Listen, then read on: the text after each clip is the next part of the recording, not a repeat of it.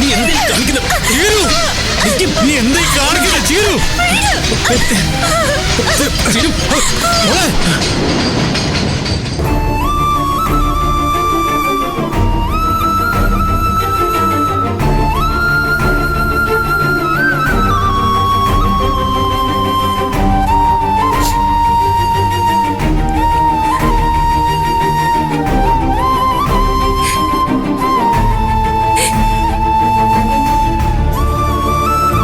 എന്നാലും ചീരുമോൾക്ക് ഇങ്ങനെ ചെയ്യാൻ തോന്നിയല്ലോ.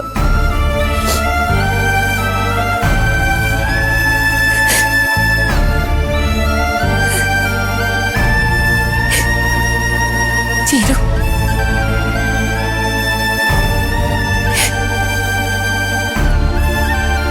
എന്റെ പൊന്നുമോളെ,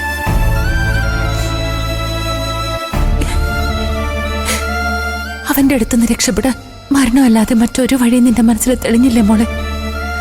നീ എന്താ നിന്റെ കുഞ്ഞുങ്ങളെയും നമ്മുടെ അച്ഛനെ ഒന്നും ഓർക്കാതിരുന്നേ? വീണ്ടും അവനെ നീ വേണ്ടെന്ന് വെച്ചാ ഞങ്ങളാരും നിന്റെ കൂടെ നിൽക്കില്ലെന്നാണോ നീ വിചാരിച്ചേ?